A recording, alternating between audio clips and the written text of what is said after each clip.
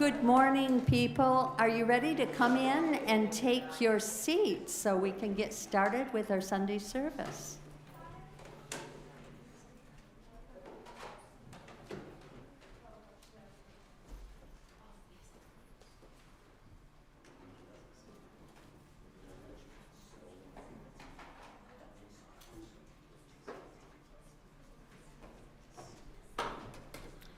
Welcome to the Unitarian Universalist congregation of Grand Traverse on this very snowy morning. And thank you for braving the weather and the roads to get here. Welcome to our Sunday service on Love Ambassadors as we remember Martin Luther King Jr., his dream, and its vision. There will be a few deviations from the order of service, accommodating those who couldn't get through the snow. Actually, I don't think there is going to be now because Chelsea's here. I am Susan Smith, the coordinator for this service and a member of the Sunday Services Committee. We are glad to have you with us, whether in person or streaming our service from home. At the top of your order of service, you will note our land acknowledgement, a request to silence electronic devices, and a notice about the book at the front of our sanctuary in which you can record your joys and concerns and or light a candle of commemoration as you prefer. Reverend Alex Jensen will read what you choose to share a little later in the service.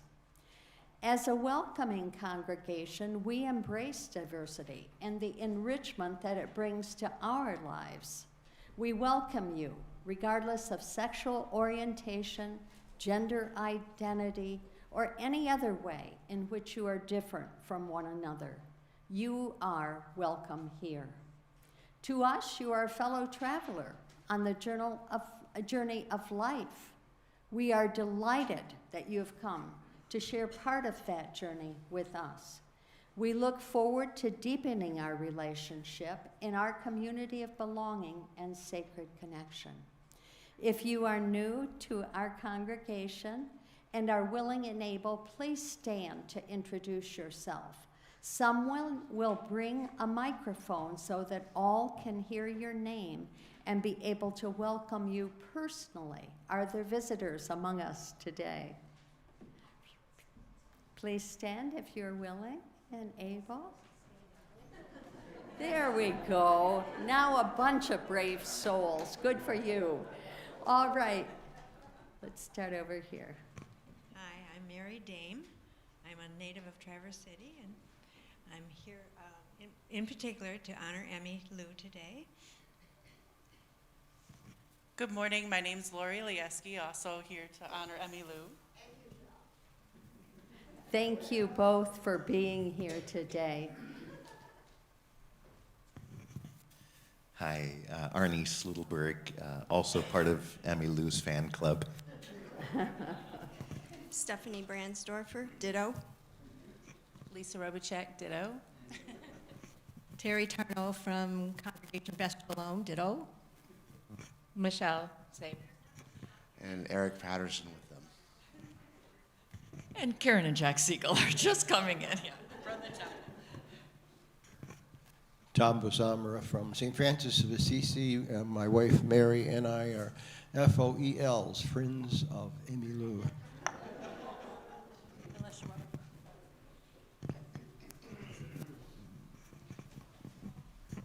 Hi, I'm Kathy Wiley, and I'm here to honor Emmy Lou. Shock. Thank you so much for turning out for that very worthy cause. Thank you for being here today. For our social hour following services, we have designated yellow mugs for visitors and newcomers. This will enable everyone to recognize you and welcome you personally to our community. Today's service will speak to what it means to be a love ambassador and to work toward Martin Luther King Jr.'s dream of equality and love for all. We will celebrate 2 individuals who have spoken out and stood up for that dream. But let us first turn our attention to our centering music performed by Barbara Young.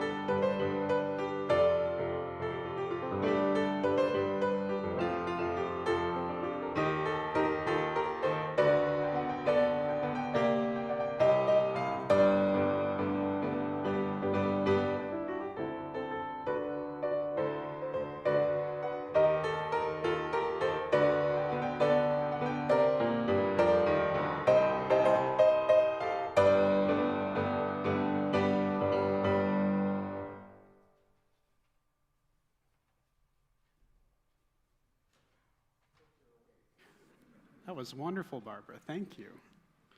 Whoever you are and wherever you are on life's journey, you are welcome here with us this morning.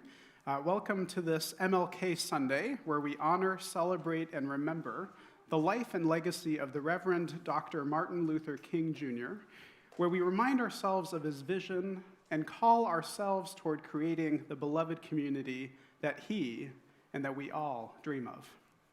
I'm Reverend Alex. I'm the senior minister here at UUCGT. I use he and him pronouns, and I'm honored that we're also unveiling in this service a new type of annual award here at UUCGT, named in honor of one of our own, our Love Ambassador Award for Social Justice that we are naming and establishing in honor of our beloved Emmylou Cholak. A special welcome to Emmylou's friends, all of those in the ELC fan club. I know that there are many here today. All of those family and loved ones who are either joining us here in person or who are on the live stream today. I also have some notes of welcome, too, for our guests joining this service, to Lori Lieski, who is our first designated person to receive this award. Also to Principal Kirk Rainey from Blair Elementary School and any of those who are joining today from Blair. Also a special welcome to Rabbi Arnie and Deacon Tom, who are joining us, and also all of my friends and colleagues in the community who are also with us in spirit and also here in our building and online. Without further ado, I'd like to invite Susan Smith to come forward to light the chalice as I share these words from the Reverend Kimmy Floyd Reich.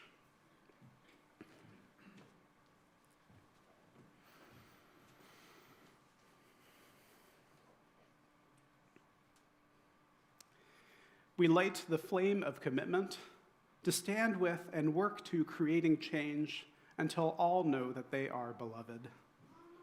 We light the flame of survival, grateful for our lives, remembering and love those lost along the road. We light the flame of change, committing to recenter toward love in hearts, in minds, and in our world. We light the flame of hope, loving each other, building community, even when it is uncomfortable. We light the flame of knowledge, following the path of justice, justice that is love embodied. We light this flame of radical love to speak out for those who have been silenced, to those who have been rejected for who they love, those who have been persecuted for who they are, those who have been bullied for daring to be bold, those who have been othered and forced into the margins, those who have been lonely, those who have been hurt, and those who are still hurting. We light this flame. As a people committed, we are survivors. We will change the world until no one lives without hope, until no one lives without justice. And so we light this flame as a pledge that in love, with love, and through love, all things are possible. And now let us sound the singing bowl, calling us into this sacred time set apart from our lives. I invite you to enter and find a stillness now.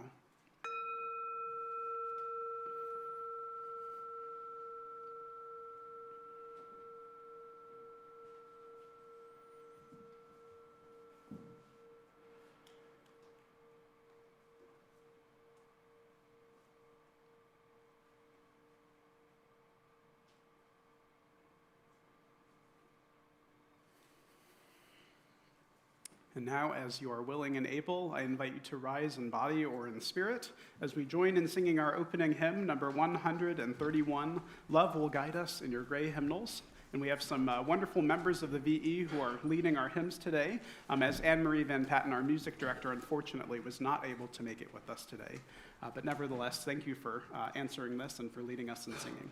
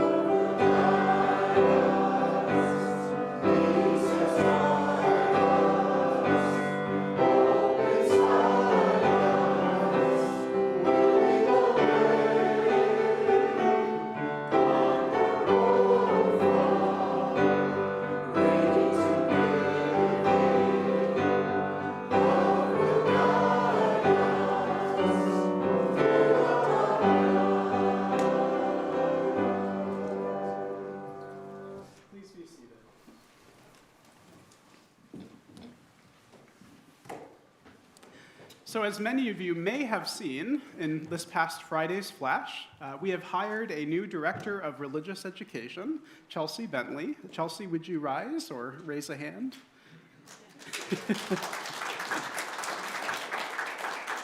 So for a brief portion of our service today, I'd like to introduce Chelsea and lead us in a brief covenanting as we mark the transition of our prior DRE, Betsy Hammerberg, who is with us today. Thank you, Betsy, for being here. As we basically mark this transition, yes, claps for Betsy as well. And we honor Chelsea's beginning. And so I'll read a portion of Chelsea's bio, but you can read more about Chelsea in the flash or also on the website. So Chelsea Bentley, this may be a little weird hearing me read about yourself, but it'll be okay. Chelsea was born curious and has made it her life's mission to never stop asking questions of the universe. She grew up in the Finger Lakes region of Western New York. Her big backyard was one of her favorite places for letting her imagination run wild. Two of her childhood heroes were Bill Nye the Science Guy and Miss Frizzle from the Magic School Bus. I'm sure some of us have heard those names before. Yep, I see some hands out there, yep. She followed her curiosity into a career in elementary and early childhood education, finding joy in engaging children in the wonders of art, science, and nature. After moving to northern Michigan in 2021, Chelsea worked as a site coordinator with Seeds Eco School in Benzie County, directing after-school and summer enrichment programming. Frustrated with the current state of public education, she decided to take a step back and shift careers in the summer of 2023. She landed in the wine industry, chasing another passion and curiosity, but her heart kept calling her to find another way to use her gifts as a teacher, which led her to the Director of Religious Education position here at UUCGT. Bringing children and families together in a community of love, faith, and exploration will be a magical new adventure. Chelsea has a bachelor's degree in the interdisciplinary arts for children from SUNY Brockport, and her passions outside of teaching include making art, writing poetry, and playing outside and gardening. She lives in Traverse City with her pet hedgehog, Bruce, and so that's lovely. You can definitely read more if you'd like on Chelsea, and I think we all look forward to continuing to get to know you and welcome you into the life of our community. I would now like to invite Betsy and Chelsea to come forward as we do a brief ritual of covenanting together. And you can, maybe if we have you gather over here, maybe up here so that everybody can see you. And Jeff will have microphones for you.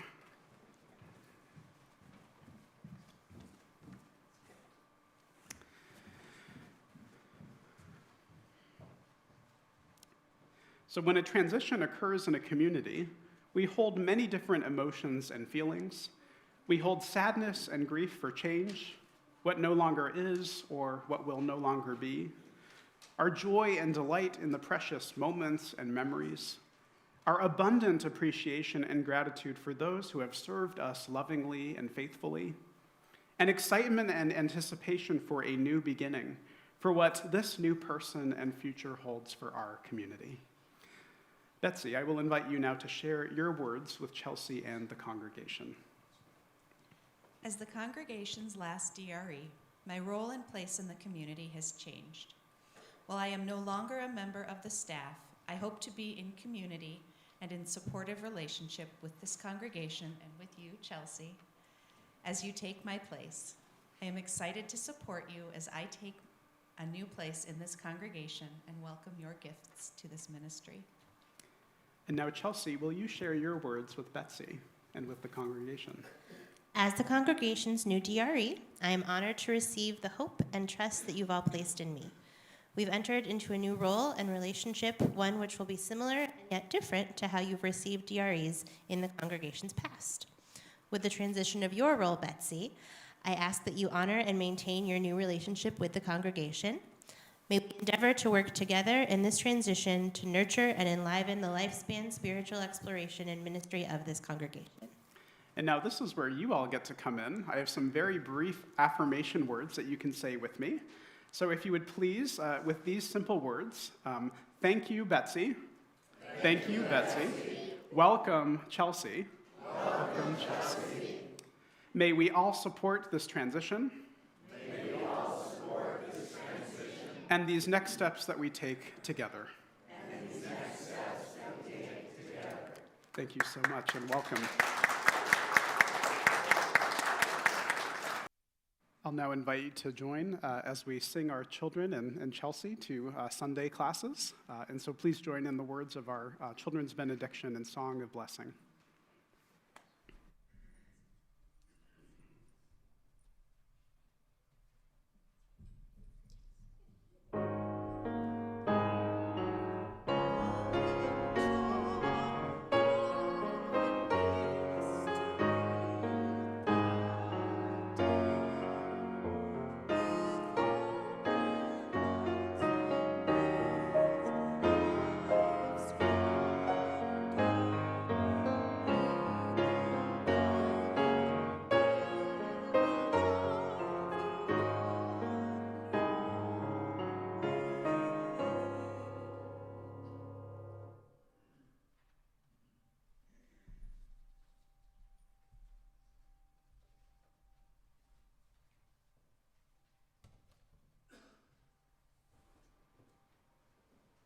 Now is the time of our offering where week after week you reach deep into your pockets to support the congregation, staff, and facilities, and to support community outreach programs in the Traverse City area where so many have unmet needs. Our first designated Love Ambassador, Emmylou Cholek, has chosen Lori Lieski, a teacher at Blair Elementary School, as a Love Ambassador honoree, and the school as today's community outreach recipient. As the collection basket is passed, please note that your checks should be earmarked on the memo line as to whether they are to count toward your pledge, the needs of the congregation, or as a donation to this school. Unmarked donations will be split between the congregation and the school 50-50.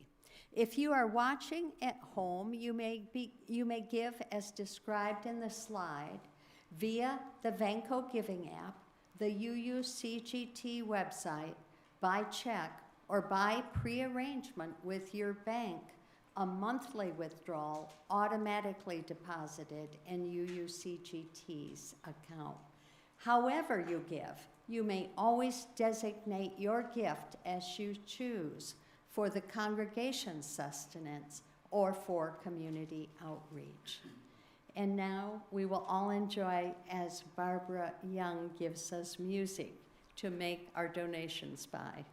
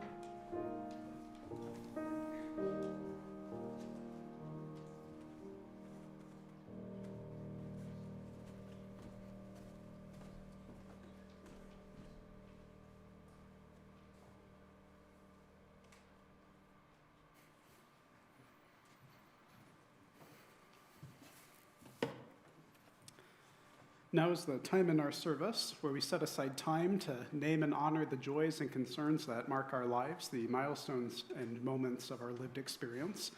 I will be sharing some of those joys and concerns that have been offered up for us to hold on our hearts as we are gathered. If you have a joy or concern that's a bit too tender or raw to share in our service, I invite you to reach out to myself or to a member of our congregational care team, or to simply light a candle even if what you have that you're holding is too heavy, or to simply hold it on your heart as you are held in the love that is gathered here. Nobody is ever meant to travel life's journey alone. And so this is what has been offered up, if you will please join me in holding these on your heart. From Susan Smith. Today, January 13th, so yesterday, is that right? Yesterday is my husband Frank's 77th birthday and our son Josh's 50th birthday. What a joy to have them in my life and to enjoy the enrichment they bring. A joy from Kate Jarvie. My parents' anniversary, they married today in 1967, and so we celebrate with you, Kate. And from Emmylou. Many thanks for the great honor of the award honoring my great passion, social justice for all. I cannot thank you enough. With grateful love, Emmylou.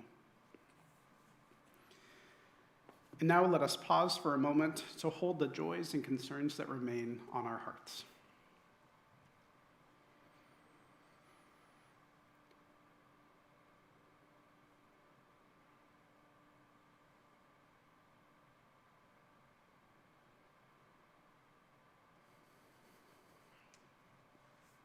And if you would, please join me in a spirit of prayer and meditation. As we pause now to find our center, I invite you to take a couple of deep breaths with me, taking a deep breath in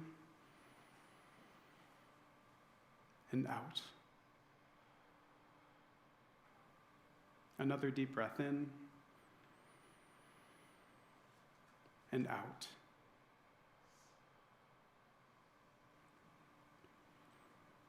Spirit of life and love, let us hold on our hearts and minds visions of justice, imagining a world of abundance, care, love, and compassion, the beloved community of Dr. King's vision. A world in which we clothe and feed people, in which no child goes hungry, in which no person has to live in the presence of war and violence, of injustice and discrimination, of racism, sexism, and homophobia, transphobia, all the many isms and phobias that hold us apart from one another. Let us call to our minds a world that is still possible, a community of plenty, a world in balance with the rhythms of nature and our changing climate, a world in which we dance and sing together, in which we still dare to dream. Not in spite of our differences, but welcoming of our differences and the ways that these differences might teach us and bring us together. Spirit of love, remind us that we need not think or believe alike in order to love alike. Help us not just to work toward that beloved community on the horizon of our knowing. Help us to realize beloved community in the here and now too. To see the glimpses of this radical kind of community within our lives and our connections, knowing it's not so far from us as we might imagine. May we leave this place guided by this vision and emboldened in our faith that such visions and dreams are still, in fact, possible. Let us bear this faith as love ambassadors, knowing we are the ones that we've been waiting for. For all of this, I say, may it be so, and amen. Please join now as we sing our song of response, Spirit of Life.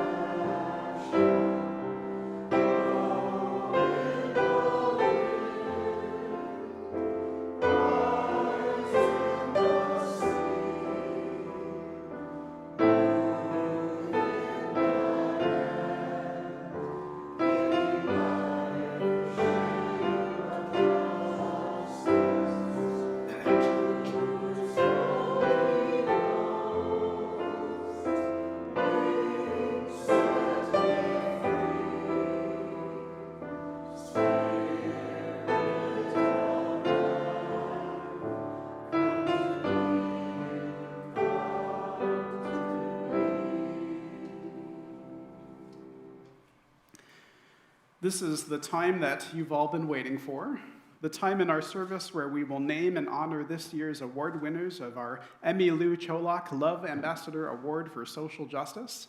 But before I invite Emmy Lou and Lori to come forward for our panel discussion, I need to say a few words about my dear friend Emmy Lou, our very own member of UUCGT, who we are naming this annual award in honor of. Since I started here at UUCGT just a little, like 2.5 years ago or so, I remember meeting Emmy Lou, and there is but one way that I would describe Emmy Lou, and that is that she is a force. A force for love, a force for social justice, a force of someone deeply committed to the values of diversity and inclusion in our community. And I don't know how I ever got the idea that social justice mattered to her. It might have been her leadership with our congregation's social justice team, or the many people I met in social justice spaces who, when I mentioned Emmylou's name, said, "Oh yeah, I know Emmylou." It's even in her email address, so I suppose the signs are all there. She is someone who not only deeply cares for social justice, but she shows up. I can't tell you the number of times I've seen her or walked into the room to find that she was already waiting. I'll let Emmylou tell you more about herself and her own story, though I also want to say a bit more about this award that she, Lori, and Blair Elementary are being recognized with today.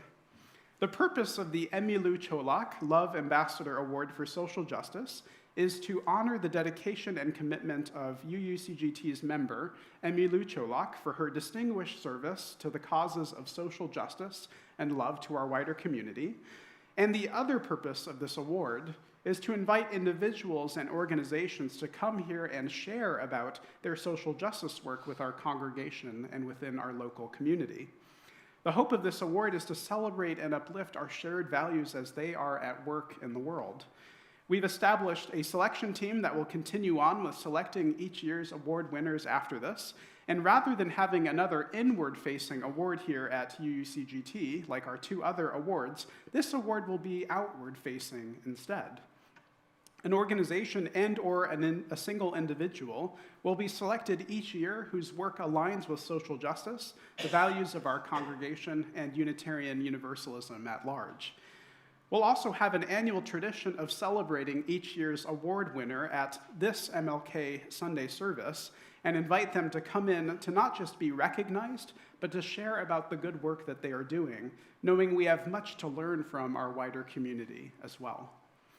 Lastly, I want to highlight Lori Lieski, who is a 5th grade teacher at Blair Elementary School and a first recipient of this year's award. She has been a wonderful educator and dedicated teacher to her students, some of whom are underserved in our area and don't always have the opportunities or privileges that other children have. So will Lori and Emmylou please come forward now so that we can recognize you with both a certificate and also a round of applause.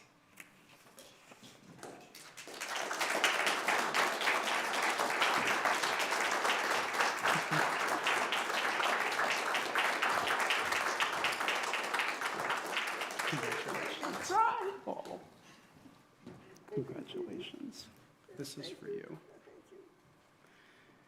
And we have 2 certificates here, one for Lori herself and one for Blair Elementary, should they like to have that anywhere. And so congratulations, Lori.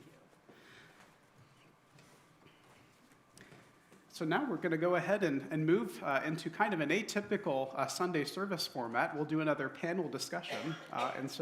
I'm really, really grateful to have Lori and Emmylou up here today. And I have a series of questions to just kind of highlight some of the work that both of them have done and their deep roots and passions with social justice. So Emmylou, would you tell us about yourself and your work with social justice over the years? What has inspired you to be passionate about social justice? And do you have a story about social justice that you might share? Is this on? Yes. Am I holding it right? Can you hear me? Yes. Okay. If you can't or I go wrong, let me know. Thank you, Kat. I think I was born for social justice. Is there anybody here who didn't think when they were growing up as a kid that things were unfair? Has everybody thought somebody was unfair to them? I see heads shaking yes. So I think that was the beginning for me. There were a lot of things that made me different in my household. For one thing, I was supposed to be a boy. Well, I'm not. But I liked all the boy things. I loved all the animals. I wanted to know about the stars and about the trees and, even spiders. When there was a snake, I remember picking it up and asking my mother about it, and she was horrified. I put out my hand for a spider that came down. This was in Beulah, Michigan, and the spider was so cute and landed on me, and then he bit me. And My feelings were terribly hurt. My mother asked me to describe the spider. It had a red dot on it. Yes, it was a black widow, and I quickly went to a local doctor who cut my hand and that made it bleed and sucked out the blood, and here I am today. So I'm not as fond of spiders as I guess I used to be. But, you know, things were unfair, and as I got older, I realized how unfair they were for some things. And, you know, when I got to high school particularly, there was two of us, we were alphabetical order in homeroom, and my last name was Hyman, and the person behind me was Jones.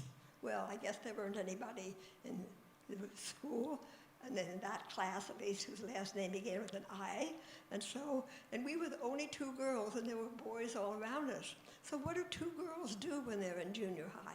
Yakety, yakety, yakety, yak. So we got to know each other. We were 11 years old, or maybe it was 12, I don't know. We're still friends today.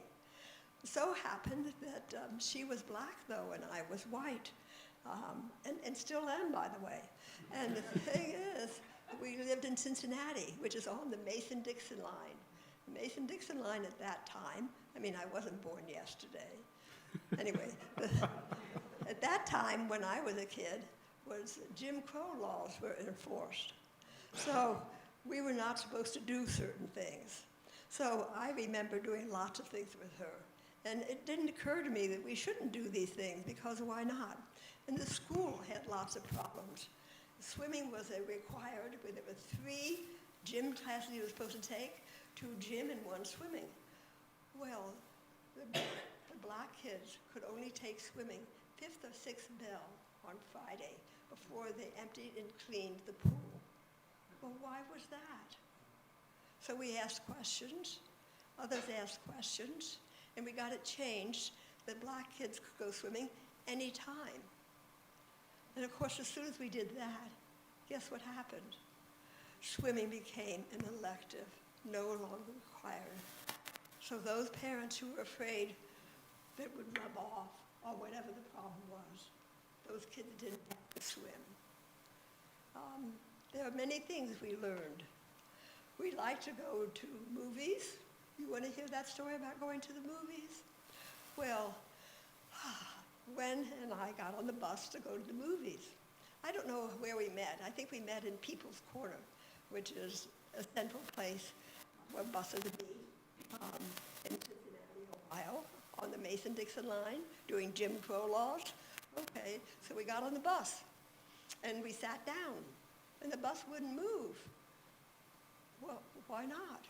The bus driver stood up and said, whites in the front, blacks in the back. Oh, we said. So we got up and we both moved to the back. The bus didn't move. Well, why not? Oh, the bus driver stood up and said, whites in the front, blacks in the back. Oh, we stood up and we stood in the center. We thought that would settle it. And I remember I sat sort of on the front side of her, and she sat on the back side. You know, we stood there. The bus still would not move. The bus stood up. If there was a seat, everybody must sit down. Well, in the front, in the middle, there happened to be a lady sitting. The bus had 2 seats always together. But she was sitting in one seat, and there was an empty seat next to her. So she stood up and went to the front. That meant Gwen and I could sit together. When we sat down together in the middle, you could feel the whole bus sigh, and it began to move, and people got to where they were going. Such a silly thing. So we were going to a movie. We were going to go see The Red Shoes. Do any of you remember that movie? It's a ballet, and we loved it. Okay, so we buy our tickets, and the ticket lady says, whites downstairs, blacks upstairs. But we're going to the movie together. We didn't pay attention to that, so we both go upstairs. And we saw the movie, and it was great. And this is the only thing I really did with all my work, breaking down these silly Jim Crow laws, was illegal. We paid for one ticket, and guess what we did? We sat through 2 shows.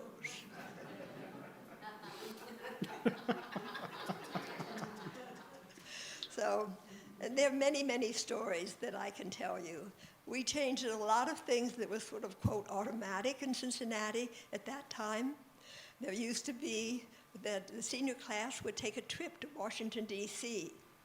But the senior class, you know, when I was there, I wasn't that senior class that time. They were a year ahead of us because there was a big movement to break down these Jim Crow laws. But the class decided, you know, usually all the black kids were called in and spoke to by the principal before everybody made arrangements to go to Washington, D.C. And they were told they could not go because the hotel in Washington, D.C., where the class went, would not accept black people. This is back then in our capital of the United States, no blacks. If you think that just happened in Washington, D.C., you're wrong. We worked hard in Cincinnati, where I really ended up living. Well, I did live then as a kid, too. And the mayor was going to come up and join us here in Traverse City. He couldn't stay in Traverse City. The hotel here, and there was no place to stay for black people in Traverse City. And after the war, my father promised to take us to Yellowstone. There were many places we wanted to stay on the way. And there were signs saying, "No Jews or dogs allowed." I saw it everywhere. I think those of you who know me know I love ice cream, right? So I live for ice cream and chocolate, okay? But anyway, the best ice cream was on the other side of the Green Line. It was in Hyde Park. Jews and blacks were not allowed in Hyde Park, but the best ice cream store was there. How could I get ice cream? So sometimes we'd break the law. I remember going on a bicycle trip with a friend. We had to go through Mariemont. No Jews or blacks allowed in Mariemont. Is your tire okay? Can you steer well? Are you awake? We're going to go straight through. We can't stop. And we go straight through where we knew we were not wanted. It doesn't feel good not being not wanted. It just feels, you can't get used to it. You always have your guard up and you're waiting for the next thing to happen. We didn't get a flat tire. We made it through to the other side of Mariemont. On the other side of Mariemont was Silverton, where she lived. Her father was a preacher, and we made it home safely to her place. How many stories do you want? Oh, I'll tell you a funny story. We went to a restaurant. There was a group of us, black and white, and we didn't go because we were black and white. We went because we were going to have something to eat. I know the restaurant. I can take it to you today. I know where it is. But the thing is, they wouldn't wait on us because we were black and white, I guess. So we decided eventually to get up. And somebody had a penny, and we put it on the table for a tip. And as we were walking out the door, the waitress came running after us. "Hey, you forgot something," and tried to give us the penny. And we turned around and said, "Keep the penny." So you can turn bad things into fun, no matter, at least sometimes. Oh, you don't get this back. Oh, she has a microphone as well. And now we'll turn to Lori. You know, Lori, would you tell us about yourself and your work as a teacher? You know, what does your work look like at Blair Elementary School? When did you know you wanted to be a teacher? You know, all of that stuff. We'd love to hear from you as well. Thank you. So I have been a teacher for approximately 15 years, and I had the privilege of, when I was at college, to work with a diverse group of students. So I worked with inner city students in Kalamazoo, I worked in Portage schools, I worked in the Catholic schools, and when I got my first teaching degree, I went out east and I worked just south of Washington, D.C., where I was the minority as the young white teacher. So I learned so much, and I knew that I always wanted to work with students that are at risk. And so in coming back to Michigan and finding the district and the home that was the fit for me, I Blair Elementary is where I'm called to serve and called to work with the kiddos. I've had the opportunity to work with different students here in Michigan as well, and I came right back to Blair Elementary. Our staff is like a family, and our students, they need individuals that are going to be there for them and show that commitment and let them know that they are loved, let them know that they matter, and that we can help them meet those basic needs and help with that character education of there is so much more to like creating and helping them become good humans and to celebrate each other and celebrate their differences and also to help each other out. So. Thank you. It's wonderful to hear about your story and that you're called, very particularly, that these are your kids and these are your students. So for you and Emmylou. Can I make a comment about her teaching? Of course. So when she Emmylou. Oh, I'm sorry, thank you. So I walked into her class one time, and she had two boys sitting there having lunch with her. And I asked her, later what it was. Those two boys had misbehaved. So instead of getting the rote punishment that kids often get, being sent to the office or out of the class, they were given the special attention and love that they really needed, rather than the negative enforcement that most people would have given them. And this is what makes her a great teacher. I think that's a great segue into one of my other questions I have, which is for both of you. What are some of the challenges that are facing youth and children in our area, and what are the particular needs that you have there at Blair Elementary School, and how can we help? What are some good ways that we can help with that? Or you want me to go first? Sure. The kids oftentimes get lunches to take home, and sometimes I wonder who eats the lunches. And I've had the privilege of campaigning, of course, I'm door-to-door knocking in the area, and have run across some of the situations where the kids live. There was one home I wouldn't go to because there was a dog fastened by a rope, barking like mad. And I knew the kid who lived there, but he didn't see me, and I wouldn't go toward that. It wouldn't take much to break that rope or tear it loose. How do kids live in situations where nobody can come over and play, or nobody is there for them? Another kid one time met me on the street and didn't want me to come to his house because he saw that I was going from house to house. He didn't know about campaigning, but that's okay. And why didn't he want me to come? I saw his father in the garage yelling and screaming and making a scene, and obviously he was drunk. And the kid was ashamed and afraid and asked me not to come. It's a hard situation. I can tell you many stories. I'm sure you can tell me many more. Most of the kids that I've talked to there have never been to the Bay. Has anybody in this room not been to Traverse Bay? Have your children and grandchildren, you took them to Traverse Bay? Some of these kids have never been there. They've not been to a zoo, an art museum, or anywhere. It's really sad. And I know that you're planning some good things for them, and I'm thrilled to hear it, and you've been doing great things with them. And this is what they need. School is not just learning your reading, writing, and arithmetic. It's learning how to live and love and share. And you do that by example and by love. Thank you, Emmylou. One of the things that you said that kind of resonated with me is the students at Blair Elementary, because of the financial inequities even within our own district and the poverty that some of our students face, they don't see outside of the Chum's Corner Grand community very often. And so one of the things that Emmylou had touched on was this year, I've made it kind of my mission to help the students get to as many field trips outside of our area that they can experience here. So for example, we've gone to the Nature Center. Many of them had never been to the Nature Center, and it's right down the road. We took them to the sand dunes earlier this year. So getting them out in our own community to places that they haven't experienced is so powerful.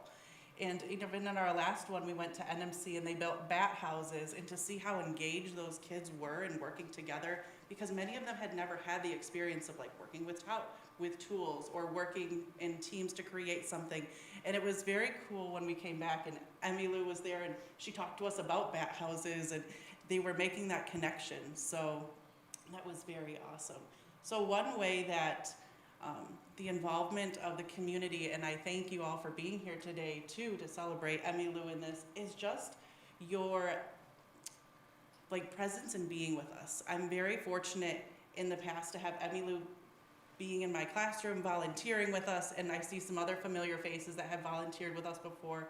And I'm truly thankful because the kiddos look forward to times that they can talk with people outside of their normal community, that they can bring in other views and different talking points. I think that's really important. So if you're ever able to volunteer and come see us, we would love that. And also another way to help us is just to help us change our story. Our students do live in a part of town that they do have the financial inequities going on, which then they face food insecurities and a lot of insecurity that goes along with that. There's a lot of trauma. And so just helping the community know that we are there, but we are making some powerful change. We have a lot of awesome individuals that are in our building working to find these kids food. We have some great individuals that are helping these kids through some of the toughest times in their lives with trauma response, and we know how to respond to those kids. And I think it's really important because like we are making some awesome gains with these kiddos. They might not always look the same academically, but we did have some of the best academic growth last year at our building. So I'm gonna say that there too. So there's awesome things going on. So just helping us change our story. Like we are doing some amazing work out there. You know, that's a great segue. Would you like some money to help you take those trips? Hopefully some of our funds today can go toward some of your plans there and opportunities for engagement. Most definitely. And we're also hoping to, with some of the funds, to look into some ways to celebrate diversity of our students in the building, and also to help them recognize their own identity and to celebrate who they are is really important. So some books and some book studies that we can do with the students, but also ways that we can encourage leadership within our own students to be advocates for each other. So I'm looking forward to being able to work with other community partners to help the students celebrate each other. Wonderful. And you told me that one of our kids is coming back and is a big brother to one of the kids in the school. They're learning and they're trying. Yes, that was a very fun story. A student of like 7 years ago who's now a high school senior actually asked this year to come back and be a big brother through Big Brothers Big Sisters here in town to one of our students because he wanted to give back, which was pretty powerful. Wow. Well, that brings me to, I think, our final question for what we have time for. Emmylou and Lori, what continues to spark you for social justice today? The giant need. There's just a giant need. And it gives opportunities like, Leon came back. I mean, it's so rewarding to help somebody else and to teach the kids that as they grow, that they can turn around and help somebody else and spread the love. Pretty soon, maybe it'll catch on everywhere. That's what we hope. I definitely agree with that. Seeing inspirations like Emmylou here is pretty amazing. I look up to her and I admire her and what she's able to do, and to know that like even your presence and coming in, the students all, you should see when she comes in, they all their hands shoot up in the air that they want to go hang out with with Emmylou. So it's amazing to see that kind of work, but to help the students become individuals who can advocate for each other, to embrace each other, to have compassion for each other, because they are going to grow up and be the leaders in our community. And I think that's important that we are able to nurture them at a young age and help them with this. Well, thank you so much to Emmylou and to Lori for their outstanding work and dedication to really changing lives and stories. And if you would just join me in thanking them with a round of applause.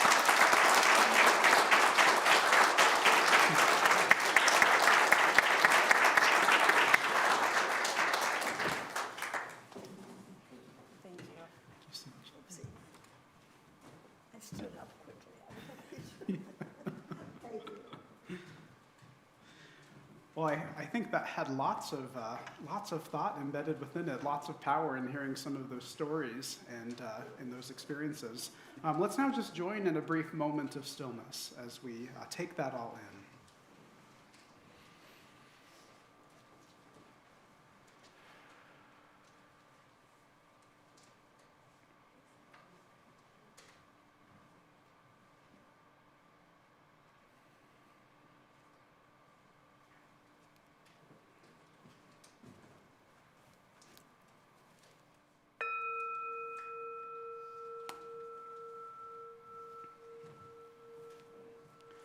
As we start to close our time together, I invite you to rise in body or in spirit as we join in singing our closing hymn today, number 1017, Building a New Way. We are doing verses 1, 2, and 4. The lyrics are going to be up here on the screen and also in your teal hymnals. So let's join in singing together.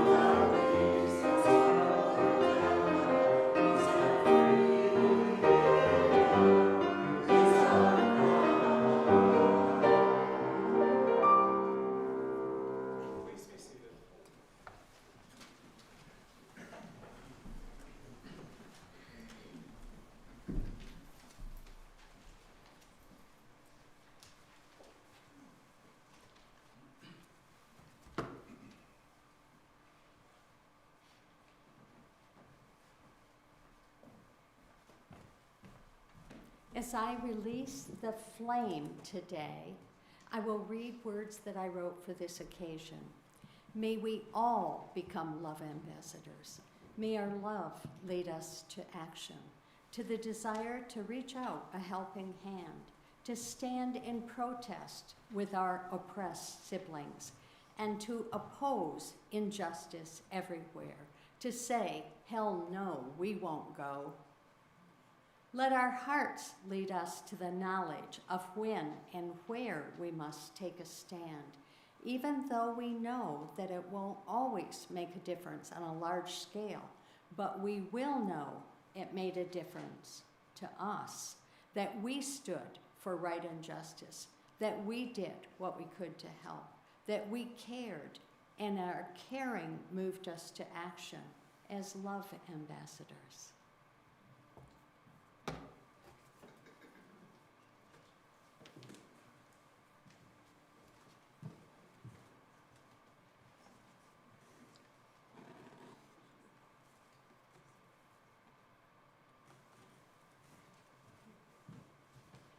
It was written in red, not to forget to extinguish the flame.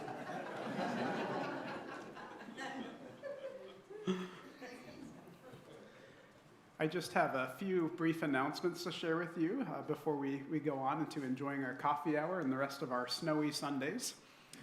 This note is from the VMC team, the Vision Mission Covenant Task Force, that you are to send your visions to us, to keep working on those. If you haven't started yet, get working on those, and to try to get those into us before the end of this month. We are eager to receive your visions for our community, to see all the different imaginings of where we might be and go. So please engage with that. We really want to dream with you. So just a note to do that. We are seeking some folks to help with our annual budget drive team. You might have seen that meme that I included in the flash I am a millennial, and so the way that we millennials communicate is through memes. And so we are desperately hoping to have some additional help, maybe 1 or 2 people, to assist with our annual budget drive team. And so if that is something that you feel willing and able to help with, please let Dan Tholin, if you would raise your hand, or Chris Walter, if you would raise yours. Let those wonderful people know if you're keen on helping. And lastly, I just want to make a note that we're having a Soul Matters Going Deeper retreat happening January 27th. That's a Saturday coming up, 11 a.m. to 2 p.m. You're invited to bring a lunch and come join us. For all of those interested in getting involved or learning more about the Soul Matters, Creativity Matters, small groups programming, we'll even be having a couple of open spaces available in February for some new groups that are starting up. Everybody's favorite ritual, the announcements, I know. I'll now invite my friend and colleague, Rabbi Arnie Sludelberg, the rabbi of Congregation Beth Shalom and a dear friend of Emmy Lou's, to give our benediction words, both in Hebrew and in English, as we close our time today. Emmy Lou is also a member of the Congregation Beth Shalom, and so to honor her Jewish roots, Rabbi Arnie will share the pastoral benediction and priestly blessing. If you are willing and able, I invite you to rise now, as is our custom at the end of services, and join hands with one another, or outstretch them like this in the sign of, please don't touch me. Those of you online are also welcome to outstretch your hands with us as we join in this benediction.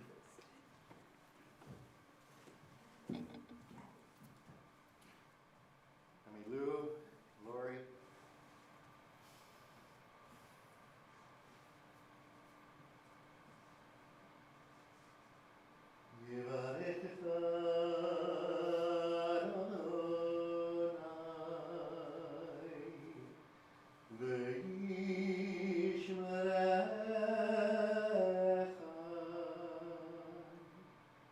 May God bless us and protect us.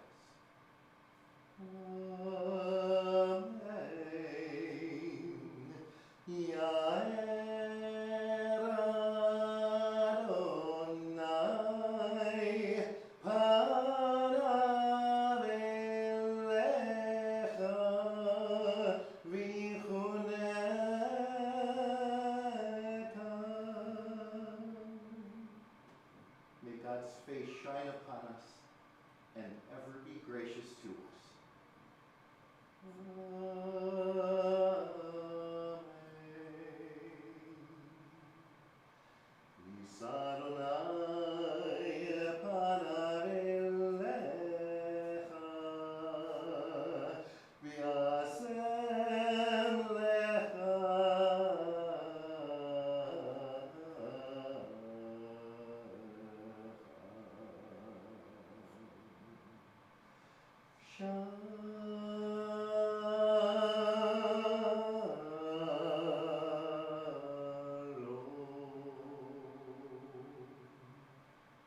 May God be with us always and grant us the most precious gift, that of peace.